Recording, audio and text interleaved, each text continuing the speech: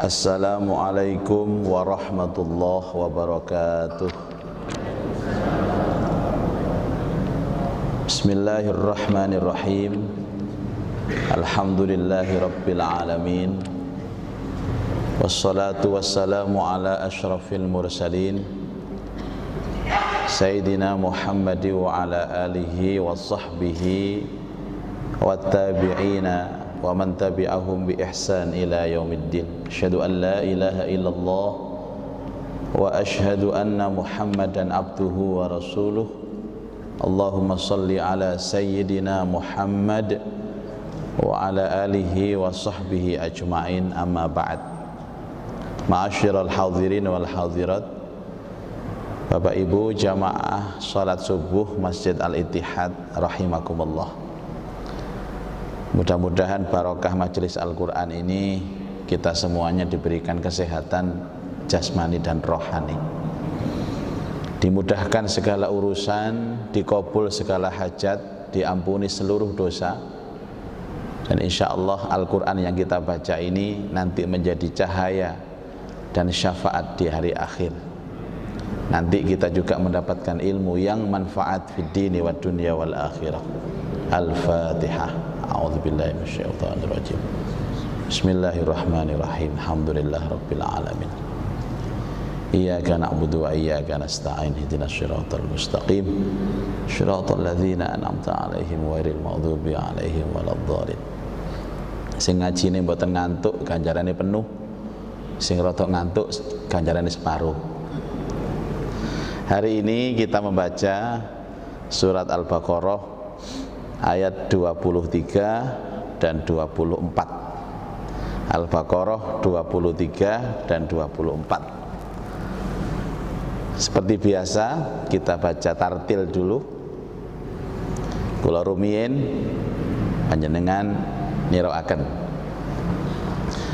A'udzu billahi minasy syaithanir rajim. Monggo sareng-sareng. A'udzu billahi minasy syaithanir rajim. Bismillahirrahmanirrahim. Bismillahirrahmanirrahim. Wa in kuntum fi raibim mimma nazzalna ala abdina fa'tu bisurah. Enggak? Wa in kuntum fi raibim mimma nazzalna ala abdina fa'tu bisurah. Napa kok mboten mislihi? Abakane ngos-ngosan pun. Diulang dari fa'tu. Fa'tu bisuratim mim mithlih. Monggo. Fa'tu bisuratim mim mithlih wada'u syuhada'akum min dunillahi in kuntum shadiqin. Enggak?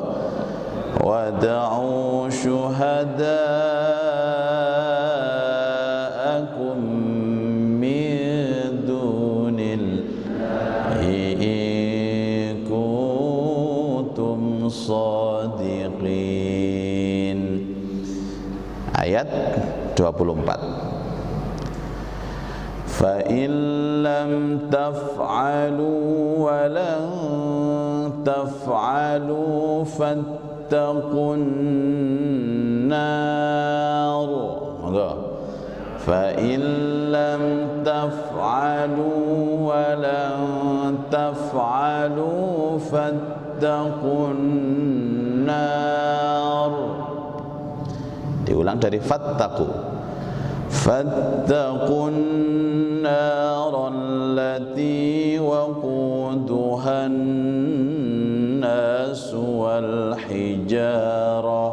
Maka fattaqun nar allati waquduhan nas wal hijarah u'iddat lil kafirin. U'iddat lil kafirin. Jadi masing-masing ayat ada 3 waqaf. Waqaf yang pertama naik lagunya, yang kedua datar, yang ketiga tuh turun. Nek munggah-munggah terus mboten mudun-mudun lah, mboten mari-mari. Nggih. Monggo dibaleni bersama-sama dari a'udzu. 1 2 3. A'udzu billahi minasy syaithanir rajim. Bismillahirrahmanirrahim. Wa in kuntum fi raibim mimma nazzalna ala abdina fa'tu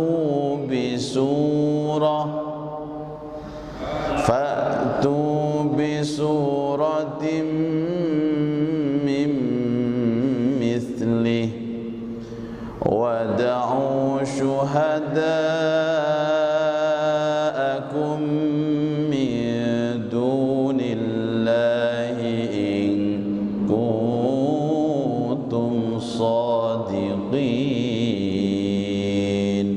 Naik lagi. Fa in lam taf'alu wa lan taf'alu fattaqun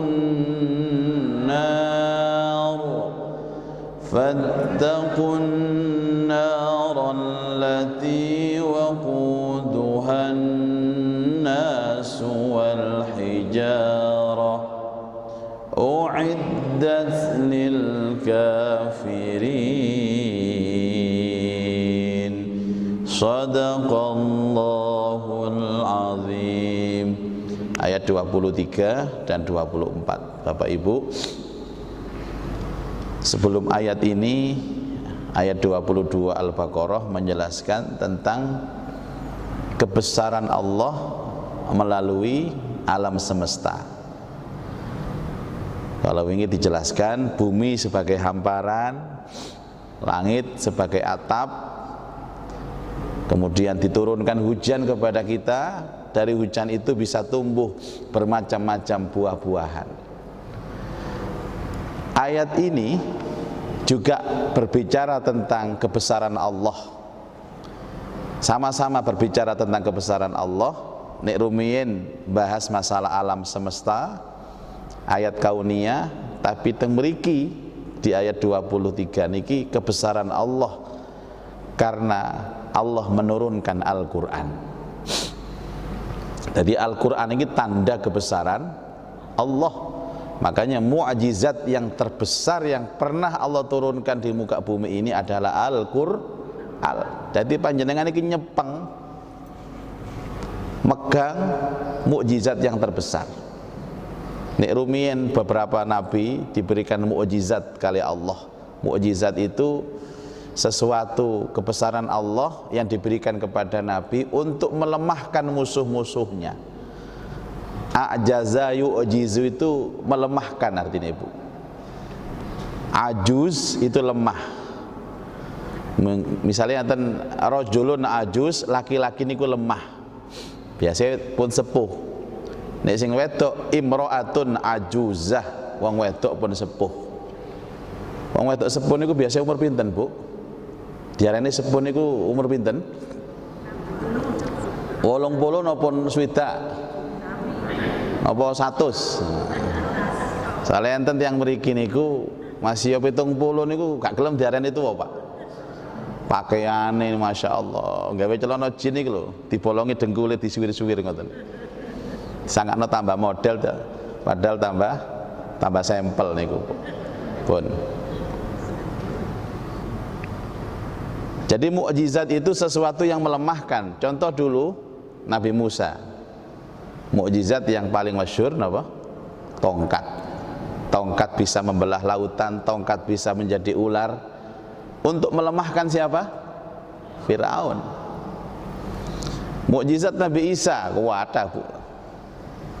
Menyembuhkan orang buta, menyembuhkan penyakit lepra, bahkan bisa menghidupkan orang mati. Wa uhyil mauta biiznillah. Menghidupkan mati dengan izin Allah.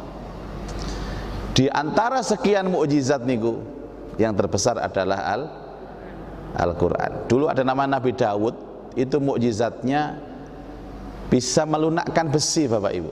Wa alanna lahul hadid. Nabi Dawud niku, sinten Nabi Dawud niku Bu? Bapaknya Nabi Sulaiman. Niku ada bojo 100 niku bojone niku. Nggih mukjizat niku nggih niku. Sing Nabi Sulaiman enggak ada bojo 300. Niku wesi dicekel kali Dawud lunak Pak. Ya Allah.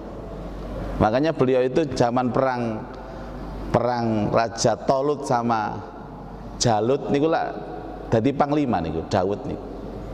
Untuk membikin baju besi niku cukup kali tangan diplek-plek ngoten. Kayak jenengan ndamel jajan niku lho Bu. Jajan-jajan niku diplek-plek terigune diplek-plek ngoten. Dadi baju. Niku mukjizat niku. Coba kok enten sing saged ngoten sakniki ana apa Pak? Nggih buka las-lasan tengah jenge griya, laris mesti Pak, plek-plek gitu. Suaranya juga bagus Dawud niku. Ngene maca kitab Zabur iku, enak. Niku nek enten godhong lugur ngeten lho, lontrok Bu nggih. Niku nek ngrungokno Dawud ngaji, mandeg. Niku godhong niku. Dereng liyane ngoten. Tapi di antara sekian banyak mukjizat, yang terbesar adalah Al-Quran. Bukti bahwa ini mukjizat yang pertama kata Allah, wa in kuntum fi raibin, dan jika kalian masih ragu-ragu niku Quran ini bener apa enggak? Kalau benar itu apa benar dari Allah atau tidak? Bapak Ibu sekalian, hari ini belum ada pernah berita Al-Quran dirubah atau orang yang bisa merubah Al-Quran. Kalau dulu kan sering orang-orang merubah itu bisa dirubah, tapi Quran tidak bisa dirubah. Tambah hari tambah banyak yang menghafalkan Al-Quran. Orang menghafal Quran itu dijuluki hafid. Artinya hafid itu adalah yang menjaga. Makanya dengan adanya hafid ini, orang-orang tidak akan pernah bisa merubah sedikit pun. Ojo saayat, ojo sak kalimat, sak huruf mawon tidak akan bisa dirubah. Sampai kapan garansinya? Ila yaumil kiamah. Garansi Al-Quran keasliannya sampai hari kiamat. Tapi nek ana sing ragu-ragu, wa in kuntum fi raibim mimma nazzalna ala abdina. Jika kalian masih ragu-ragu dengan apa-apa yang kami turunkan kepada hamba kami, yang kami turunkan itu maksudnya Quran, hamba kami adalah Rasulullah Muhammad sallallahu alaihi wasallam. Nek kapan awakmu kabeh sik ragu-ragu, sik mamang dengan apa yang diturunkan kepada Rasulullah, fa'tu bisurah. Datangkan satu surat. Enten ayat lintune, datangkan satu ayat, kok satu surat, satu ayat saja.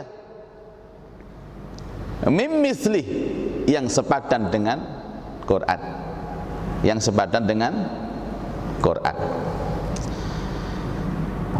Mungkin Bapak Ibu nggih, bacaan ini tidak akan pernah dirubah. Karena ini dari Allah, asli dari Allah.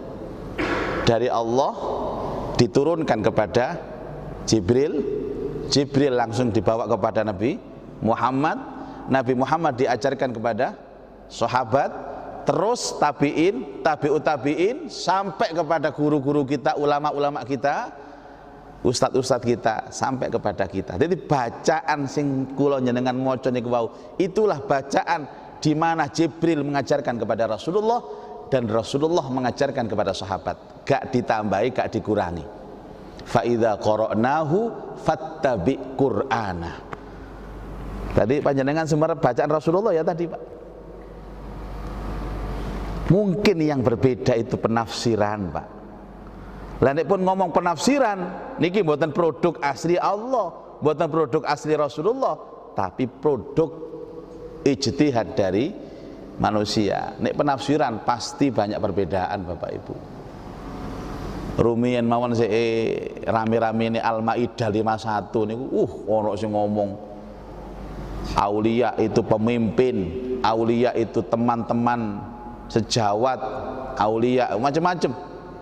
Padahal kalimatnya tetap aulia, mungkin penafsirannya yang berbeda.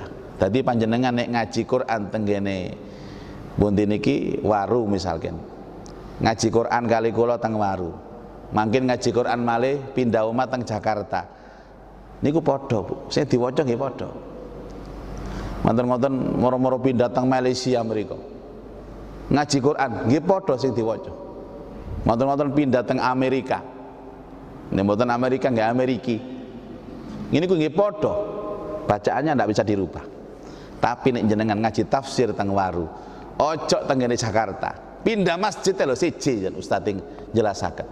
Sebab apa? Produk bacaan asli dari Allah.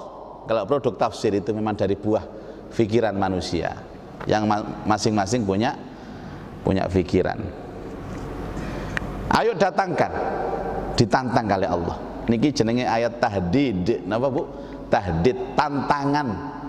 Nek iso tekakno sak surat, tekakno sak ayat, tekakno sak kalimat. Dan tantangan tidak berhenti sampai di sini, diteruskan sama Allah. Wad'u syuhada'akum, ajaklah bolo-bolomu itu. Ajaklah syuhada, saksi-saksimu, sahabat-sahabatmu, kawan-kawanmu semua. Ojo ijenan ngejauh bolo min dunillah, selain Allah, in kuntum shodiqin, jika kalian menjadi orang-orang yang benar. Ayat niki menguatkan kepada kita semua betapa Al-Quran itu memang benar-benar berasal dari Allah. Quran itu diwaca pada saat hatinya seneng, cocok Ibu. Jenengan duwe akeh maca Quran cocok. Atine susah, gak duwe cocok. Duwe akeh maca Quran cocok. Utang akeh maca Quran nggih tambah cocok. Pun. Acara napa cocok teng Quran niki? Padhe Quran iki lah. Sampeyan tingali niku lak enak ngoten lho Bu. Jadi Quran itu biasanya enaknya di terakhir ngoten lho Pak. Makanya jenengan nek ngaji Quran niku terakhirnya sama nikmati, pun keseso. Min dunillahi in kuntum shadiqin. Mandek sik. Ini saged nerjemahno nggih, sampeyan terjemahkan dalam hati. Pun keseso. Makanya setiap salat niki nek melok Rasulullah nggih, yang paling bagus niku setiap wakaf berhenti. Dan setiap berhenti itu harus tarik nafas. Sampeyan pun tarik nafas dereng. Sampun nggih. Alhamdulillahi rabbil alamin. Mandek. Ambekan Bu. Ar-Rahmanir Rahim. Mandek. Ambekan. Tapi pun diketok-ketokno ambekane niku contoh mawon kok. Maliki yaumiddin. Niku lah latihan ambekan namine niku Bu, sanes ambekan. Ada enggak orang yang bisa memalsukan Al-Qur'an sampai sekarang? Pun nate Quran Bu, hadis mawon. Niku lah terjamin keasliannya hadis. Itu juga tidak bisa dipalsukan. Makanya hadis ini lemah, hadis ini kuat, itu ketahuan Bapak Ibu. Apalagi Quran yang produk murni dari Allah. Mulane tiang-tiang musyrik niku bingung, Pak. Rasulullah niki lah dari kecil itu tidak bisa baca dan tulis. Tapi kok tiba-tiba membaca satu bacaan yang sebelumnya belum ada bacaan yang sebagus ini, seindah ini. Bapak Ibu harus tahu bahwa ada di Arab waktu niku, Pak Bu, itu ada perlombaan puisi, syair. Jadi setiap bulan itu para penyair-penyair itu nulis, terus hasilnya ditempel tanggane Ka'bah. Jadi hampir seluruh orang-orang Arab itu pandai bersyair. Syair itu identik dengan keindahan, tapi identik dengan kebohongan. Jadi tiang niku nek puisi-puisi biasanya bojokan. Kaya wong lanang ngerayu nang wong wedok niku gawe puisi bojo. Wajahmu. Nah, itu jelas bojo, itu jelas. Apa wajahmu? Lah orang-orang Arab sing ahli dalam bidang syair, sastra dan puisi ngrungokaken Quran iki lho, Pak. Sampai heran. Niki nek sing gawe Muhammad tidak mungkin. Terus siapa yang membuatkan Muhammad seperti ini? Ini pasti ada orang yang hebatnya luar biasa. Tidak ada seindah Al-Quran. Sampai Abu Jahal ngoten, Bu. Waktu niku Rasulullah sallallahu alaihi wasallam salat di depan multazam Ka'bah. Ka'bah Rumi niku nggih kanggo wong musyrik gitu, mriku nyembahi. Terus Rasulullah juga salatnya di situ. Waktu niku mudhun ayat surat Al-Muzammil lengkap. Ya ayyuhal muzammil qumil laila illa qalila nisfahu aw inqus minhu qalila, sak pituruté. Wekdal niku enten Abu Jahal niku liwat, Bu. Ngrungokno Al-Muzammil, mandek Abu Jahal. Ning cerita niku. Dan dia mendengarkan sampai tuntas. Dan dia bercerita kepada kawan-kawannya, baru kali ini aku mendengarkan kalimat-kalimat syair yang diucapkan oleh Muhammad yang begitu indah, yang belum aku temukan sebelumnya. Padahal Rasulullah mboten ngucapaken syair, Rasulullah membaca Quran. Wong Rasulullah tidak pernah diajarkan syair kok. Wa ma 'allamnahu syi'ra wa ma yanbaghilah in huwa illa dzikru wa Qur'anun mubin liyundhira man kana hayyan wa yahiqqal qawlu 'alal kafirin. Surat napa, Bu? Ya Allah, seneng ngapal kabeh ngoten iki. Pun. Fa illam taf'alu, maka jika kalian tidak bisa berbuat. Maksudnya berbuat niku gak iso ngeladeni tantangannya Allah niku. Dan apakah saat ini ada orang yang bisa membuat itu? Belum ada, Pak. Dulu ada zaman Nabi namanya Musailamah namanya. Kepengin niru Quran, ngarang kata-kata.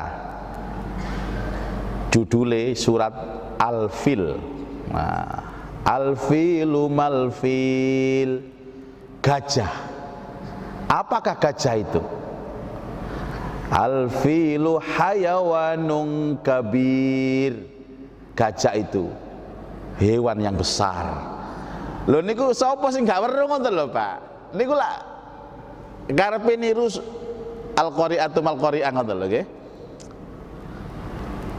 Gajah itu besar, punya belalai yang panjang. Lah kula arek cilik TK niku modele, Pak. Dijuluki Al-Kadzdzab karena pekerjaannya pembohong. Pada masa Abu Bakar diperangi dan akhirnya dibunuh, Pak, karena dia mengaku sebagai seorang nabi palsu. Dan sampai detik ini juga tidak ada yang bisa memalsukan. Waktu MTQ tahun 2007 di Blitar, kalau waktu itu Dewan Juri 30 juz dan tafsir. Yang menemukan pertama kali ada yang mencoba memalsukan kula Pak, kelerasan kula waktu niku. Kula diparingi panitia lokal Quran, ternyata ada 2 ayat itu yang dirubah. Dan saya yakin itu bukan karena lali, itu kesengajaan, atau bukan karena tintanya itu terus keliru. Ada beberapa surat Al-Qamar sama surat Al-Mumtahanah waktu itu. Terus saya kasih cawang. Setelah acara saya rapat dengan beberapa dewan hakim. Terus ternyata benar, ini adalah salah. Padahal sudah pesan itu sekitar 1000 Quran. 1000 Quran itu salah kabeh. Bukan persoalan salah terus napa niku rugi kulaan 1000. Kalau sudah salah otomatis dipalsu. Dan ini bisa nampak karena masih ada penghafal Al-Quran.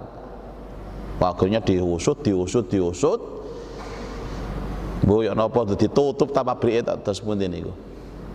Terus dulu enten teng Banyuwangi enten kiai niku wutoh tapi hafal Quran. Lah santrine niku ngaji nggawa Quran, ngoten lho. Dadi kiai ini nguruk ngaji gak nggawa Quran, sing ngaji nggawa Quran. Lah Quran sudah dirubah kalimatnya. Santrine maca ditegur kali yai, salah. Baleni diwaca maneh, salah. Lah santrine niku rumangsa bener wong tulisane kaya ngoten. Lah ya ini rumangsa salah wong ngapalene mboten kaya ngoten. Akhirnya di cross check ternyata benar-benar dirubah. Jadi usaha-usaha untuk memalsukan Quran sampai detik ini tidak ada yang berhasil. Satu, karena ayat ini mengikat Bapak Ibu. Ayat ini sangat mengikat. Jika kalian tidak mampu melakukannya, walan taf'alu, dan pasti tidak mampu melakukannya. Dibalani kali Allah. Fa illam taf'alu, jika kalian tidak mampu melakukan, walan taf'alu, pasti tidak mampu melakukan. Nek wis ngono, fattakun nar, takutlah kalian kepada neraka. Artinya apa Bapak Ibu? Tiang niku nek pun yakin teng Quran mesti wedi Pak teng neraka.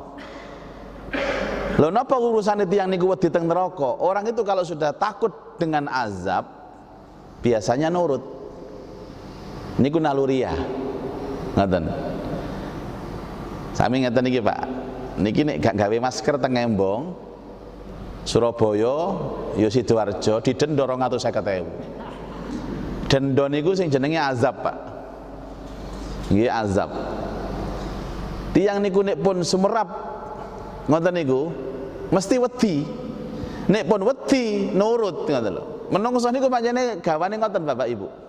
Niki kula mboten ngomong nggih, mboten ngomong nek napa tiang niku nurut krana terpaksa, krana mboten ngurus niku kula. Sing penting nurut. Biasane tiang niku nurut siji niku faktore wedi, takut. Kuat Pak teng Surabaya wingi. Sampai enten teng pasar pun di genteng tak pun diwingin. Enten operasi masker niku sampai tiang dodolan buah niku lho. Lari gak maskeran.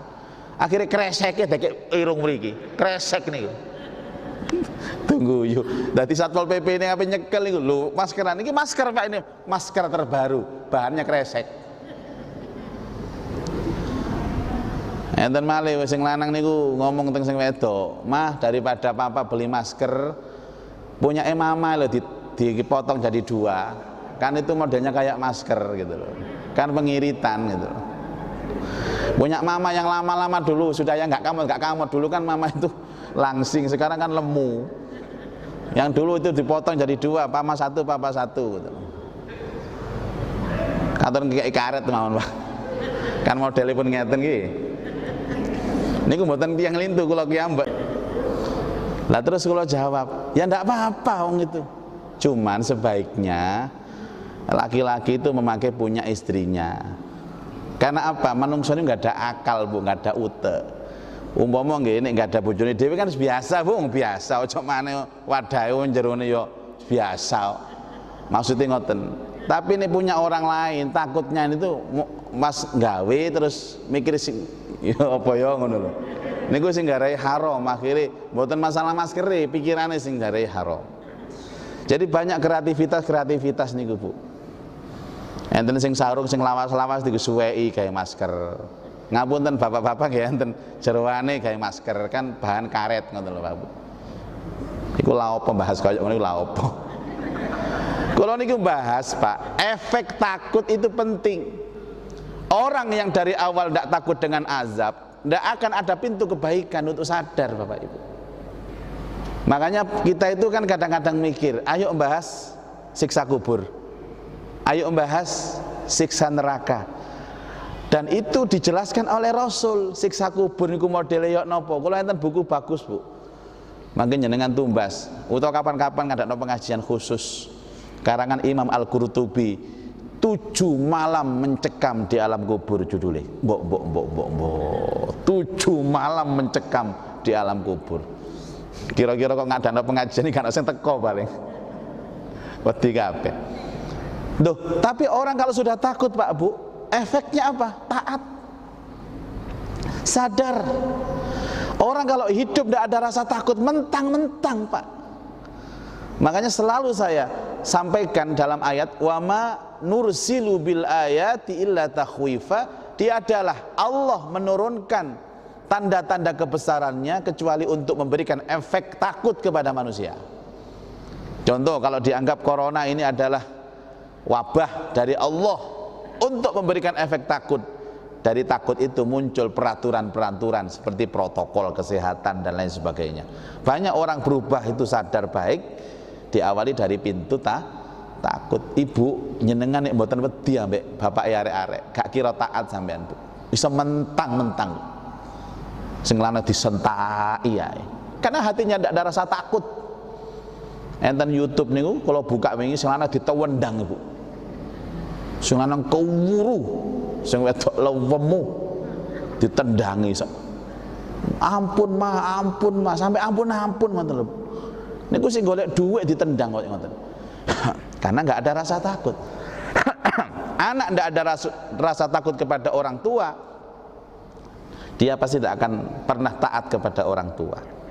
Pun takutlah kepada siksa neraka. Kenapa yang diambil contoh takut itu kepada neraka? Loh, takutlah kepada Allah Pak. Baik Bapak Ibu, tidak ada satupun yang diciptakan Allah di muka bumi ini melainkan semuanya mempunyai instrumen. Kula panjenengan iki wedi tenggene, misale tenggene kula wedi tenggene bapak kula. Betul, wedi teng bapak kula karena itu atas perintah Allah. Berarti takut kepada orang tua itu juga takut kepada Allah. Bukan kepada nerakanya, tapi karena neraka ini yang mengucapkan ini Allah, maka juga takut kepada Allah. Takut kepada azab neraka, otomatis takut kepada Allah. Ngeten lho Bu, ngapunten. Angsal napa mboten tiyang niku salat njaluk rezeki dunia. Misalnya salat duha nggih, njaluk sugih, njaluk duwe akeh, niku angsal napa mboten? Tidak hanya angsal, harus Ibu. Ana sing protes lho, katanya lillahi ta'ala. Kok sing njaluk donya? Njaluk donyane krana perintahe Allah. Kalau kita meminta dunia karena perintah Allah, itu berarti kita meminta kepada Allah, bukan kepada dunia. Makanya, boleh nggak takut selain Allah? Kok ada takut kepada neraka? Harus, karena takut kepada neraka itu perintahnya Allah. Niku carane mikir ngoten. Mbak aku lho salat lho gak njaluk apa-apa. Lillahi. Keliru ngomong, lillahi ta'allah aku iki. Lillahi ta'allah mbak aku mbak. Nek panjenengan salat duha kepingin sugih, kepingin duwe akeh, kepingin lancar usaha, itu harus Bapak Ibu. Lho mboten krana donya mboten, sebab niku perintah ya Allah. Setiap urusan harapan yang diperintahkan kepada Allah itu berarti karena Allah. Ibu-ibu takut kepada suami, tapi itu karena perintah Allah. Takutnya ibu kepada suami itu sama dengan takutnya hamba kepada Allah. Enten apa mboten Pak Bu? Tiang niku ibadah ngamal ndak duwe modus dunia. Wonten apa mboten? Ndak ada. Karena settingan menungso niku dari awal nggih krana-krana niku wau. Tapi kranae perintah dadi lillahi ta'ala. Kula ngeten iki pengajian ngeten iki Pak Bu nggih, pengajian ngeten iki krana-krana napa mboten nggih? Nggih kula lillahi taala. Lillahi taala. Tapi kan kula panjenengan iki dipun dadekaken nekale Allah taala niku fisik niki lho sing ngeten lho Pak Bu. Fisik ngeten niki lho nggih. Niki namanya jumadi. Jumadi itu fisik-fisik yang bisa disentuh, yang butuh donya. Kula ngeten iki mboten arep-arep napa-napa Pak pengajian iki. Bojo kula sing arep-arep.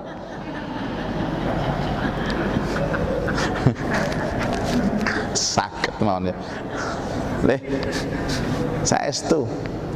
Enten nggih alhamdulillah gak ono ya masyaallah cek kebajute kok tak miring ngoten. Mboten nate. Yang tidak boleh itu meminta Bapak Ibu. Siap nang ngombe. Siap nang ngene niku mboten angsa. Ayati kulla as'alukum alaihi ajra. Makanya panjenengan kalau ngundang pengajian, siapapun kiainya, ustadznya, mantun pengajian sampean maringi niku pun ngomong ngeten, niki lho yai, bayaran sampean. Dosa sampean. Sing paling apik jare wong Al-Ittihad niki damel bensin panjenengan. Sebab kula mriki mboten melampaui Bu, nggih? Mriki sampean gangge-gangge mawon. Itu paling eco. Maaf Pak Yai, ini buat transport, ini pengganti transport. Ngoten niku Bu. Kadang-kadang ngeten malih, nah punten Yai ini damel rokok. Lah ya ini gak ngerokok ya Pak. Lah niku nek akate rokok, tukokno rokok kabeh niku Pak. Kula nate akate niku nggih kula kan napa terus akad niku Pak. Napunten Yai niki damel tumbas permen yoga. Permene yoga. Tak buka iku 2 juta. Tak tukono permen kabeh 2 juta niku Pak. Mulih niku sak kresek jare bojoku, "Apa? Ya apa, Pak? Iki lho mik permen." Lah kok iso tuku permen sampean? Lah akate jare tak mirin damel tumbas permen ngoten hari ini.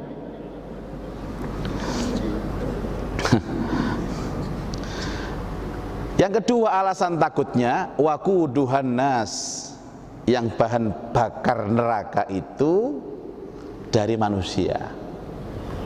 Berarti menungso niku bahan bakare neraka Pak Bu.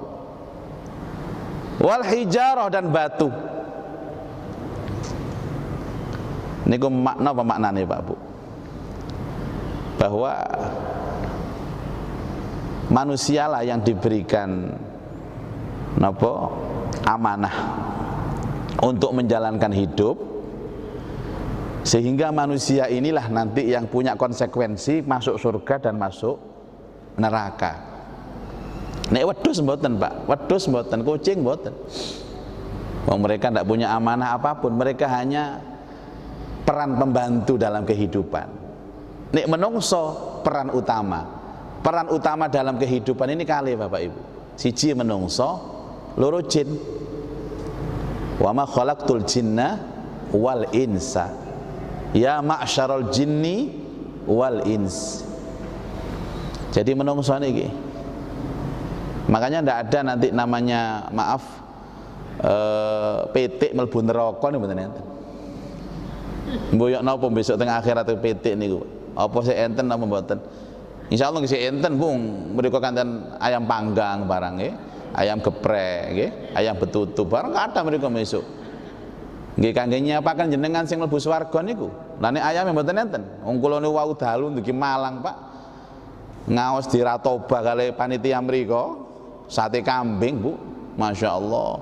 Lah tiyang sak gerenge nyuguhi ngomong ngeten, ngapunten Yai niki kambing kula mbeleh-mbeleh dhewe, tetel-tetel dhewe nggih. Nggih kula bakar-bakar dhewe khusus kangge jenengan. Nyuwun tulung nyementelasaken ya, ngoten niku.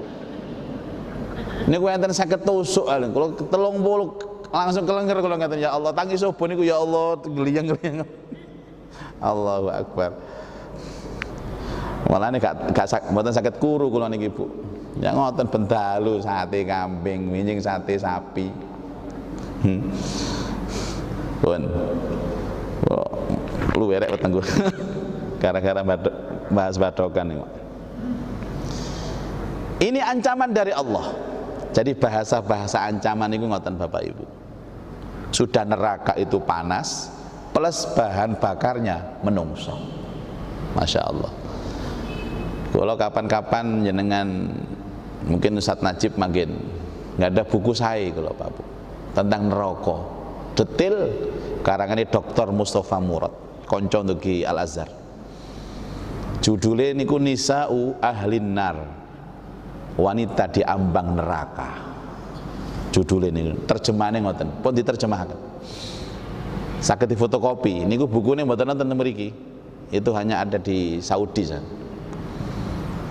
Tandemnya bukunya Nisa'u Ahlil Jannah, wanita di pintu surga. Jadi ada wanita di ambang neraka, wanita di pintu surga. Kalau mantun acara teng Mesir, kalau betul buku, kalau paringaken bojo kula, kula mik wacon. Nasihat niku lak mboten perlu kula niku ngomong. Kula niku nek nasihati bojo nggih mboten direken. Saking seringnya kepethuk ngoten lho. Kadang-kadang ngaji ngoten niku teko wadon dipret-pret tapi bojo pret gretak. Ujiane kiai ngoten niku. Sampeyan guyu niku kaya-kaya ngapokno kula sampeyan nggih. Aku krasa aku. Allah. Akhirnya kayak buku, wis buku lho wacon mik, kate turu wacon. Ambek-ambek nunggoki anake sekolah wacon. Terus angsal sak wulan sing buku sing wanita di pintu surga niku kertasnya niku pun lungset. Nandakaken iki sering diwaca. Sing buku wanita di ambang neraka walus kertasnya. Tak marami sampean iki sing diwaca kok siji tok. Iya bah aku wis gak seneng maca neraka-neraka, aku wedi aku wis maca swarga-swarga. Padahal bicara surga harus bicara neraka supaya ada pembanding. Tidak ada surga, tidak ada neraka. Tidak ada neraka pun tidak ada surga. Makanya nanti ada istilah Allah Ta'ala menggambarkan tentang azab neraka, tapi di saat yang sama nanti setelah ini 25, ini 24 Ibu nggih? 25 Allah menggambarkan tentang nikmat surga supaya otak kita ini berjalan. Sebab menungso niku disetting kali Allah pasti harus ada pembanding. Panjenengan Ibu, sing sakniki ditakdir kali Allah lemu. Nah, kalau tinggal lemu-lemu kabeh niku. Pun usah sedih-sedih. Sebab gara-gara sampean ana wong kuru. Umpama gak ana wong lemu mboten enten tiyang kuru, Pak. Lah nggih ngoten Bu nggih. Dadi bersyukurlah kepada Allah. Saya terima kasih ya Allah ditakdir lemu kaya ngeten niki, nek mboten enten kula, mboten enten tiyang kuru. Umpama kuwabe kuru gak ana wong lemu, mboten kuru, Bu. Uiddat lil kafirin, disiapkan neraka itu untuk orang-orang kafir. Nanti ada uiddat lil muttaqin, surga disiapkan untuk orang-orang yang bertakwa. Bapak Ibu sekalian, ujung ayat ini menunjukkan bahwa surga dan neraka itu sudah disiapkan, sudah diciptakan. Ada hadis yang cukup panjang ketika Rasulullah Sallallahu Alaihi Wasallam diajak dialog dengan Jibril. Aku pernah diminta oleh Allah ketika menciptakan surga, datang ke surga dan aku melihatnya, dan dia mengatakan, Jibril itu tidak ada satupun orang yang melihat surga kecuali dia ingin masuk ke dalamnya selama-lamanya. Dan pernah aku diajak ke neraka ketika Allah menciptakan neraka dan disuruh menilai bagaimana. Siapapun yang melihatnya tidak akan mungkin mau masuk ke dalamnya. Uiddat lil kafirin. Surga telah disiapkan, neraka pun telah disiapkan. Kalau ngomong ngeten Bapak Ibu, ini harus dasarnya iman. Kalau tidak punya iman tidak bisa, Pak. Karena ini bagian dari hari akhir. Man kana yu'minu billah wal yaumil akhir. Banyak orang yang mengatakan saya beriman kepada Allah, tapi ketika membahas hari akhir hatinya menolak. Menolak itu namanya menutup. Bahasa Arabnya kufur, kafir. Kafir itu menutup hatinya dari informasi-informasi tentang akhirat itu. Makanya semakin kita ngaji, mudah-mudahan semakin terbuka hati kita, bisa menerima informasi dengan iman. Kalau sudah begitu akan lunak Bapak Ibu. Wong niku nek sering mikir mati, sering mikir neraka, sering mikir akhirat, niku atine lunak. Lunak. Biasanya gampang dituturi, gampang nangis, Nggih. Delok tangga lara nangis. Delok tangga butuh duit kene gak iso nyilihi nangis. Delok bojo turu ambek mangap ngoten nangis. Ya Allah Pak saknoe Pak sampean niku Pak adik mangap ambek ngorok ngoten niku tambah nangis sing wedok. Niku tandane atine lunak. Tapi tiang niku terus biasanya nek salah Ibu, nek salah gampang njaluk sepuro niku. Terus umpamane ki ambek niku nek disalahi gampang nyepuro. Enak pokoknya. Hati kalau sudah lunak itu enak. Makanya perintah Allah di Al-Qur'an pas tengah-tengah itu. Ayate waliyatalattaf. Ayo berhati lembut, ayo berhati lunak karena itu kenikmatan dalam hidup. Gak mangkelan, gak dendaman. Nek disalahi ya sing nyalahi di sepuro. Nek dhek salah ya njaluk sepuro. Enak rasane Ibu. Insya Allah. Pun saya kira sampai di sini Bapak Ibu sudah agak siang. Niki kalau jawab pertanyaan, kuwatan niki Pak, dina niki. Ana 70 piro mau. Sampai asar lah niki kula. Pun gede-gede mawon. Saya tambahkan 10 menit lah atau 15 menit. Bismillahirrahmanirrahim. Pertama, sebagai anak soleh kita wajib mendoakan kedua orang tua. Bagaimana jika mendoakan saudara kandung kita yang sudah meninggal, seperti kakak, adik, paman, bebek, paklik, bulik, kalau terusakan dewi ini cak ning go yuk jare Pak Jadi cung mbok ne arek-arek. Apa boleh dan sampaikah doa? Jawabannya tidak hanya boleh, harus Pak. Dan ini dilakukan Rasulullah. Nyenengan sumerap doane mantun tawaf niku Pak. Niku lak doane Rasul niku. Allahumma ati riqabana wa riqaba abaina wa ummahatina wa ikhwanina kuwabe ditungakaken. Ya Allah bebaskanlah bapakku, ibuku dari dosa, anakku, saudaraku, kawan-kawanku semuanya. Niku doa Rasulullah. Panjenengan umpamane sayang kepada orang dan orang itu sudah wafat Bapak Ibu, doakan agar diampuni dosanya sama Allah. Rasulullah menyebutkannya itu saudara-saudara. Rabbana ighfir lana wa li ikhwanina. Ya Allah ampuni kami dan saudara-saudara kami. Saudara niku nggih masuk bebek, paman, pakde, bude, koko, cece. Nek Islam lho nggih. Kan kata sakniki mualaf. Boleh Pak. Dan apakah nyampe? Pasti nyampe. Tak jamin. Nek gak percaya sampean mati dhisik. Tak dongani sampean nek gak nyampe lah balik teng kula, Bu. Wong Rasulullah lho ya. Rasulullah itu kan setiap ke Uhud mendoakan syuhada Uhud, setiap ke Baqi mendoakan syuhada Baqi, semuanya didoakan sama Rasulullah yang meninggal itu. Bukan kira-kira Pak, bukan insya Allah, pasti nyampe. Pasti nyampe. Bon, niki kalau kepengin yakin ngoten. Di dalam Islam kita mengenal amal jariyah atau pahala mengalir. Apakah ada dosa jariyah? Dosa yang terus menerus ada walau si pelaku sudah meninggal. Bapak Ibu, ini pertanyaan yang ke-787. Gara-gara ada syekh mengunggah di YouTube, mohon maaf, ngomong ada amal jariyah, ada dosa jariyah. Ngeten lho Bu. Yang mengungkapkan amal jariyah bukan ustadz, itu Rasulullah. Kata-kata awalnya itu sodakoh jariyah, 3 amal yang tidak terputus walaupun orang mati. Idza mata ibnu Adam in qata'a amalu illa bisalas, sodakotun jariyah. Jadi istilah-istilah kalau bukan Nabi yang ngomong jangan dipakai. Dan tidak ada maksiat jariyah dalam konteks hadis loh, tidak ada. Itu hanya direka-reka saja. Jadi ada sodakotun jariyah. Kalau amal sodakoh kan ada muannas jariyah. Kalau amal jar, nggak pakai riyah. Sudah. Apa sih bedanya amal baik sama amal jelek? Ibu kalau beramal baik bisa kemana-mana, bisa berlanjut kemana-mana. Tapi kalau ada namanya dosa jariyah, selama dia belum bertaubat kepada Allah, maka itu ada dosa jariyah. Tapi kalau dia bertaubat kepada Allah, stop, ditutup sama Allah dosa-dosanya. Lah kalau ada dosa jariyah, kemudian Allah Maha Pengampun, diampuni semua, selesai.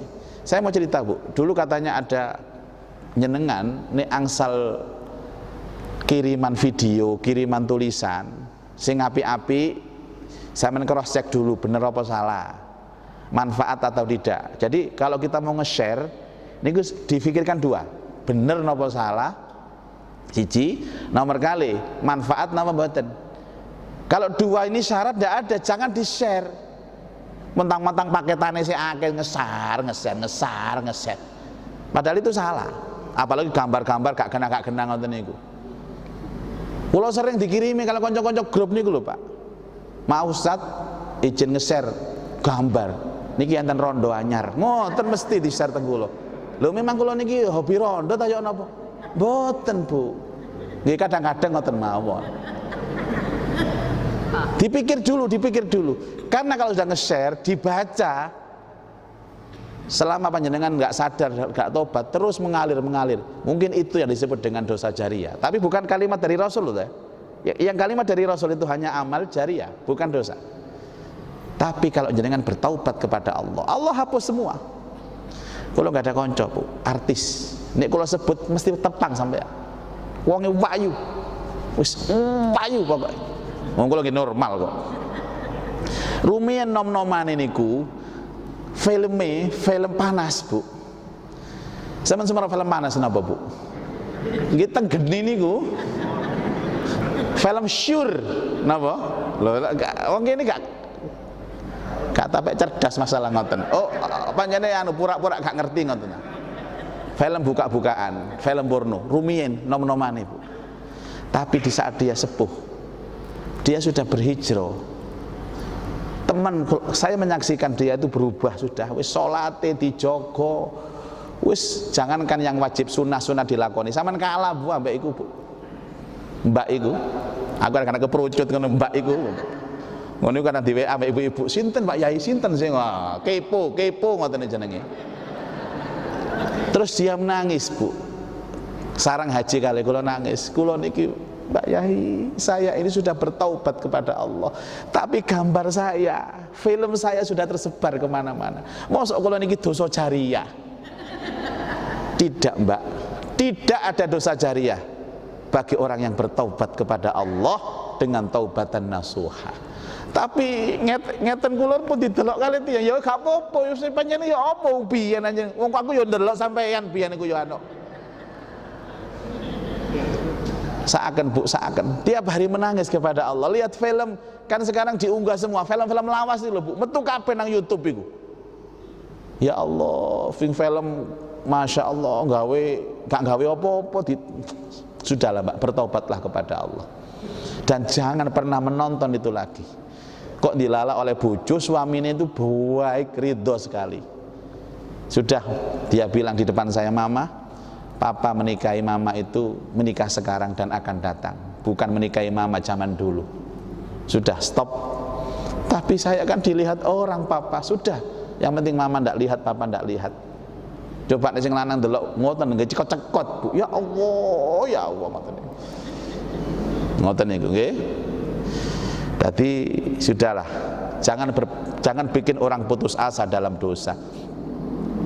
Kon tau nge-share yo, wis kadung kon. Wis tersebar kon. Oh, didelok wong akeh kon. Ya apa kon? Gak iso dihapus kon. Neraka kon yo. Jangan begitulah. Manusia itu juga khilaf. Dia masih punya pintu kesempatan untuk bertaubat kepada Allah.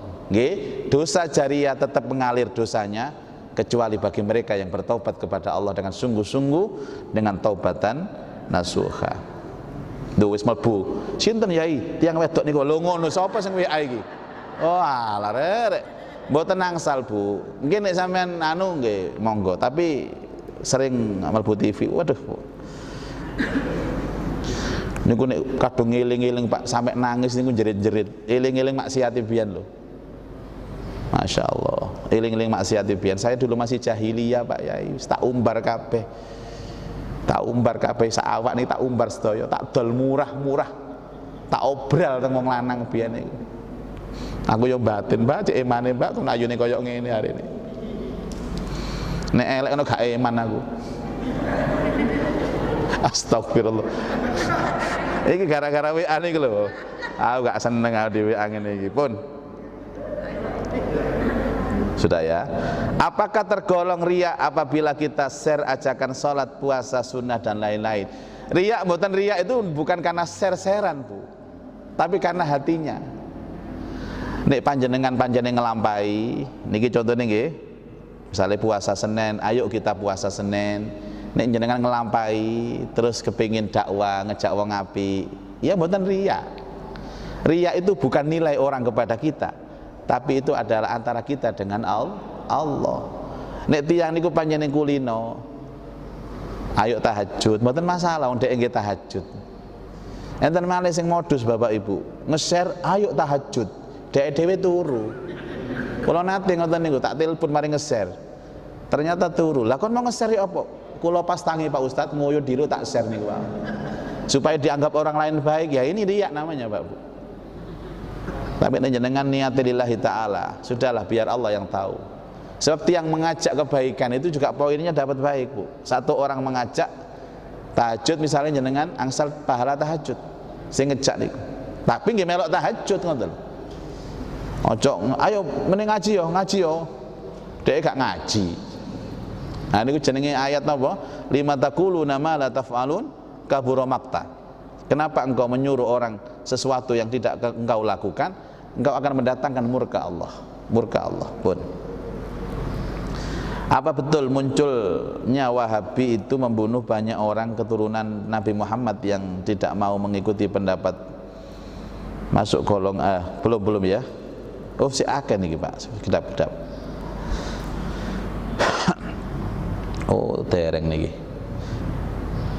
Bagaimana pendapat jenengan dengan golongan yang sedikit-sedikit mengkafirkan orang yang tidak sepaham dengan golongannya? Kan jelas Bapak Ibu, Rasulullah mengatakan orang yang mengkafirkan dirinya kafir. Orang yang mengkafirkan dirinya kafir. Yang boleh mengkafirkan itu hanya Allah. Makanya ada qul ya ayyuhal kafirun, hei orang-orang kafir. Itu kalam siapa? Kalam Allah. Kalau kita jangan Pak Bu, apalagi dia bersyahadat. Orang kalau sudah bersyahadat itu jangankan dia siapapun, dia bebas kok dari siksa kalau dia bersyahadat. Masa hanya karena beda pendapat dan beda pendapatan saja kok dikafir-kafirkan sama kita. Siji sholati, jangan. Orang mengkafirkan orang lain, dia sendiri yang kafir. Ayo kita perbaiki diri Bapak Ibu, ngaji terus ben sempurna Islami. Semakin sempurna, semakin takut kita mengkafirkan orang. Pun kalau baleni, semakin sempurna Islamnya, semakin sempurna imannya, orang lebih sibuk untuk memperbaiki diri, bukan untuk mengkafir-kafirkan orang. Kalau ada orang salah, tegur yang baik, ajak yang baik, ngojok dikafir-kafirkan. Gak enak krungune teng kuping mboten kafir kon niku ya. Akhirnya balas kafir dewi. Ya apa ngoten niku. Termasuk masalah khilafah Islamiyah yang katanya solusi dari masalah kenegaraan. Bapak Ibu, jenengan mau jujur atau tidak, bab khilafah itu ada di dalam semua kitab-kitab fikih mazhab. Imam Syafi'i membahas khilafah, Imam Maliki membahas khilafah. Adapun penerapan di negara kita ini seperti apa, itu tergantung persepsi masing-masing. Dulu ketika pendiri bangsa ini, wong-wong sing Islam seperti Mbah Wahid Hasim dan lain sebagainya, itu juga menentukan Indonesia sebagai khilafah waktu itu. Cuman karena bahasanya diganti dengan redaksi yang lain, makanya ada yang bilang Indonesia sudah khilafah, sistemnya, bukan namanya, sistemnya. Tapi kalau kita itu khilafah, ya memang Qur'annya jelas, hadisnya juga jelas kok. Dan ini harus ada pembahasan khusus Bapak Ibu, khusus tentang khilafah ini. Yang jelas jangan pernah menolak produknya Allah. Ini produknya Allah. Khilafah sistemnya, pemimpinnya nama khalifah. Sudah. Ada yang menyatakan Indonesia sudah masuk sistemnya, tetapi namanya tidak. Wallahu a'lam. Tapi bukan untuk alasan saling membunuh satu dengan yang lain, itu keliru Bapak Ibu. Seperti ini pertanyaan berikutnya ini. Bagaimana dengan pembunuhan Husain? Karena ada video yang saya tahu video. Saya ini juga sering Pak dilapori video-video bahwa pembunuhan Husain itu korban dari khilafah. Keliru. Bukan korban sistem, korban manusia. Manusia yang duduk di sana. Jadi Husain ini kan cucunya Rasulullah. Ini ditanya proses bagaimana terbunuhnya Husain. Dari awal iso tambah molor kira jawab. Pertanyaannya singkat, jawabannya dawa. Singkat mawon. Rasulullah itu punya cucu dua, Bu, Hasan kali Husain. Dulu sahabat Abu Bakar ketika menggantikan Rasulullah sebagai khalifah, itu juga dirongrong, Pak. Kemudian tapi tidak sampai terbunuh. Umar terbunuh, Utsman terbunuh, Ali terbunuh. Jadi Khulafaur Rasyidin itu satu yang tidak terbunuh, tapi dirongrong, Pak. Yang tiga dibunuh. Sampai pada akhirnya terjadilah perpecahan pada saat Ali bin Abi Thalib memimpin. Itu kan berubah, bukan di Madinah ibu kotanya, Kufah, daerah Irak sana, Bu. Kalau cerita Irak nggih, pokok Irak teman-teman nggih. Jadi ngene jarak biyen niku. Nah, sampai di sana kemudian ada tandingan, Pak, namanya Muawiyah bin Abi Sufyan yang tidak terima dengan Ali, sehingga Muawiyah itu sampai akhir wafatnya Ali tidak pernah mau membaiat Ali. Terjadilah kasus tahkim itu, atau arbitase namanya, singkatnya begitu. Artinya dua kubu ini saling bertentangan. Bukan persoalan sistemnya, manusianya, iri-irian. Karena Muawiyah menyatakan Ali ini tidak bisa menangkap sang pembunuh Utsman. Utsman kan dibunuh. Utsman ini bolonya Muawiyah. Kalau sampai dia tidak menemukan pembunuhnya Utsman, tidak mau baiat. Padahal Ali juga punya pertimbangan. Kenapa nggak menangkap dan menghukum?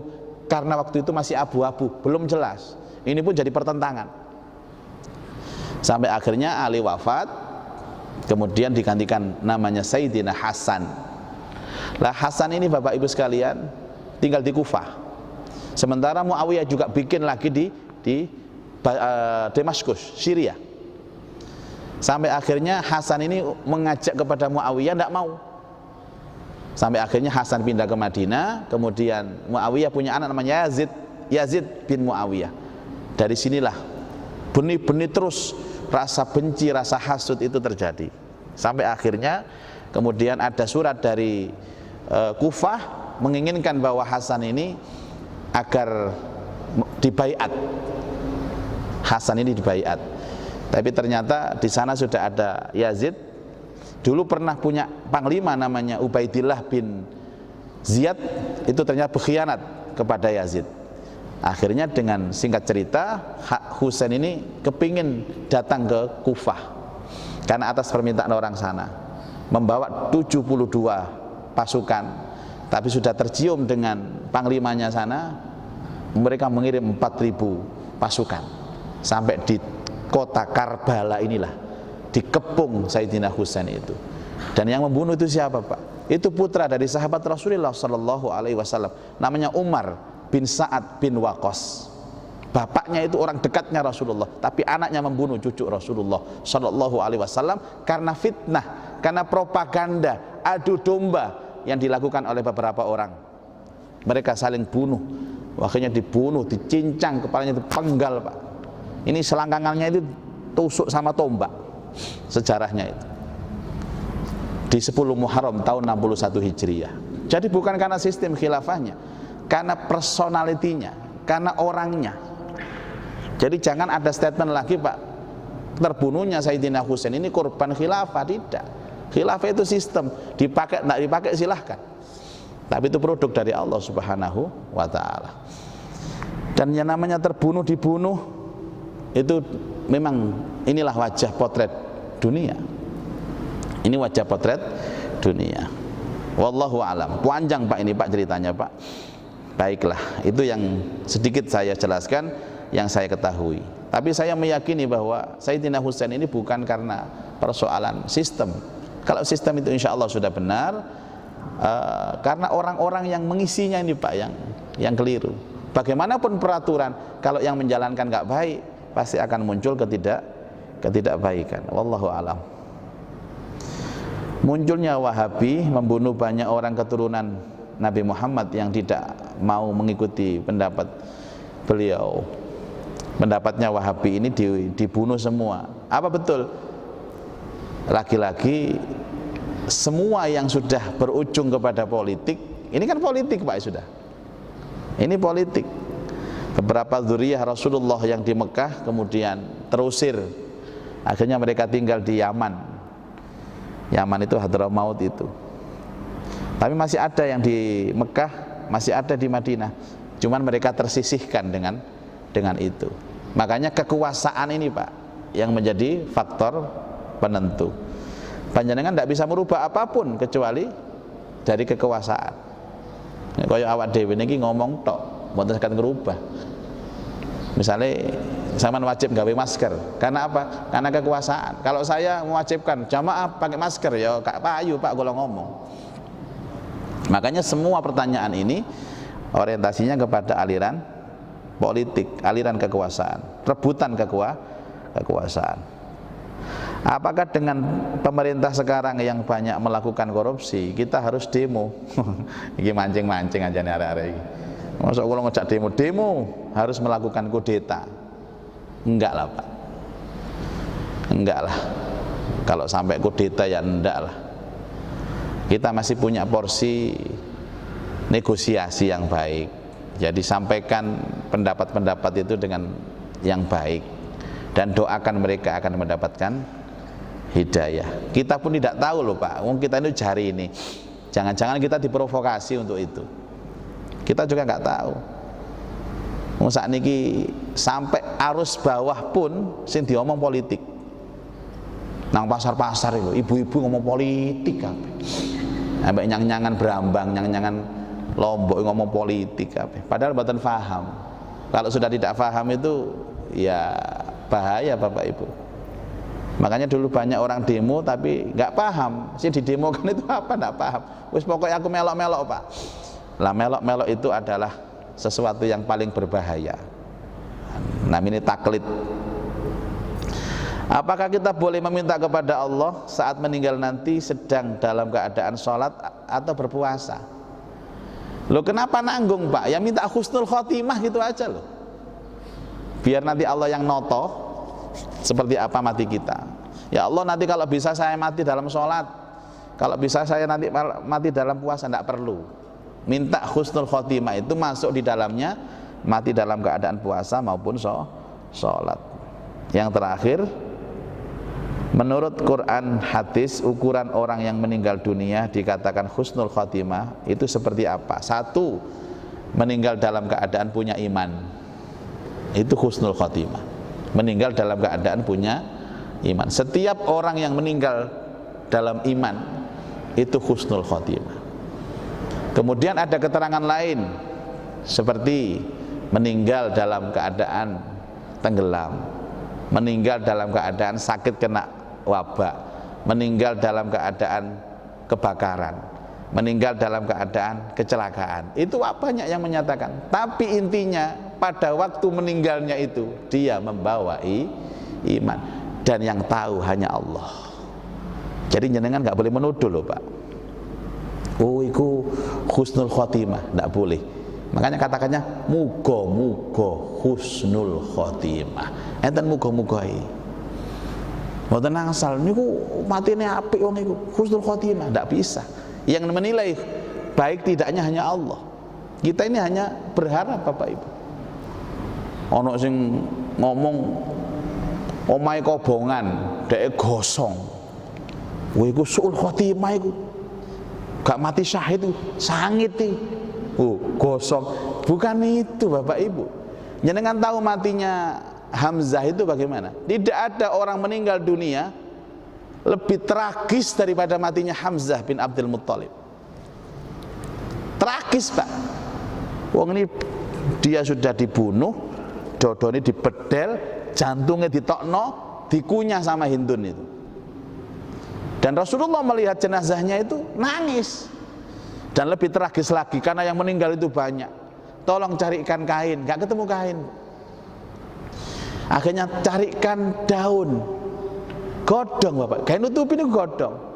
Lah karena yang banyak yang syahid, daunnya terbatas, ditekek nang awake. Nek ditutupi wajahe, sikile mecungul. Nek ditutup nang sikile, wajahe mecungul. Coba, tragis, tapi dia disebut Sayyidus Syuhada, pemimpinnya mati syahid. Jadi bukan dalam keadaan fisik itu. Siapa tahu yang kita anggap orang itu terbakar, tapi mulia di hadapan Allah. Karena proses menuju matinya itu dia bawa iman. Jadi tidak bukan nampak Pak husnul khotimah itu. Husnul khotimah itu adalah identik dengan hati yang mempunyai iman. Mudah-mudahan semuanya husnul khatimah. Al-Fatihah. A'udzubillahi minasyaitonirrajim. Bismillahirrahmanirrahim. Iyyaka na'budu wa iyyaka nasta'in. A'udzubillahi minasyaitonirrajim. Bismillahirrahmanirrahim. Alhamdulillahirabbil alamin. Allahumma shalli ala sayyidina Muhammad wa alihi wa ashabihi ajma'in. Allahumma anfa'na bima 'allamtana wa 'allimna ma yanfa'una wa zidna ilman nafi'a. Allahumma arzuqna fahman nabiyyin wa hifdzal mursalin wa ilhamal malaikatil muqarrabin. Rabbi yassir wa la tu'assir, Rabbi tamim bil khair, innaka ala kulli syai'in qadir. Rabbana atina fid dunya hasanah fil akhirati hasanah wa qina adzabannar. Wa sallallahu ala sayyidina Muhammad wa alihi wa ashabihi ajma'in. Walhamdulillahi rabbil alamin. Subhanaka Allahumma wa bihamdika asyhadu an la ilaha illa anta astaghfiruka wa atubu ilaik. Assalamualaikum warahmatullahi wabarakatuh. Alhamdulillah.